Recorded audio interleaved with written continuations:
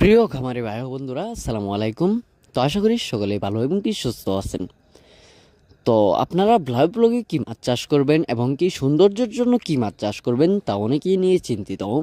তো আপনাদের কাছে আমি একটি অত্যন্ত সুন্দর একটি মাছ পরিবেশন করিয়েছি। তো আপনারা চাইলে এই মাছটিকে ব্লগে চাষ করতে পারেন এবং কি পুকুরেও চাষ করতে পারেন। এই মাছটি ব্লগে চাষ করলে দেখা গেল একটি কালার যে রয়েছে তা সোনালি কালার। তো অত্যন্ত যদি আপনাদের পানিটা যদি সাদা থাকে এবং কি ময়লা আবর্জনা না থাকে, তাহলে দেখা গেল মাছগুলো অত্যন্ত সুন্দর পরিবেশে রয়ে যাবে এবং কি অত্যন্ত সুন্দর দেখা যাবে। তো আপনারা চাইলে যে কোনো ব্লগে এই মাছগুলো চাষ করতে পারেন এবং কি পুকুরেও চাষ করতে পারেন। তো আপনারা পুকুরে কিভাবে চাষ করবেন?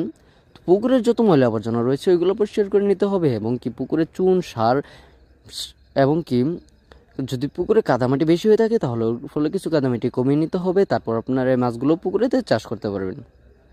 দেখা গেল অনেকে এই মাছগুলো বাজারে বিক্রি করার জন্য চাষ করেন, তারাও আমাদের কাছ থেকে নিতে পারবেন এবং কি ব্লগে যারা চাষ করেন তারা আমাদের কাছ থেকেও নিতে পারবেন। তো যারা এই মাছগুলো চাষ করে বিক্রি করবেন, অবশ্যই আপনারা ভালো উন্নত মাছের পোনাগুলো যাচাই বাছাই করে সংগ্রহ করবেন, কারণ এই মাছগুলো দেখা গেল যদি ছোটো মা বুট থেকে তৈরি করা হয় এবং কি তাহলে এই মাছগুলো ছোটো থাকতেই আর কি বাজারজাত করতে হবে আপনাদের। কারণ যদি মা বুটটা ভালো হয় তাহলে দেখা গেল পোনাগুলো ভালো হবে। যদি আপনারা ছোটো মাছ থেকে এই মাছ পোনাগুলো সংগ্রহ করেন তাহলে দেখা গেল এই মাছগুলো ছোটোই রয়ে যাবে, তার ফলে আপনারা ভালো একটা মুনাফা আয় করতে পারবেন না। তো আশা করি ভালো উন্নত মানের মাছের জন্য অবশ্যই আমাদের সাথে যোগাযোগ করবেন।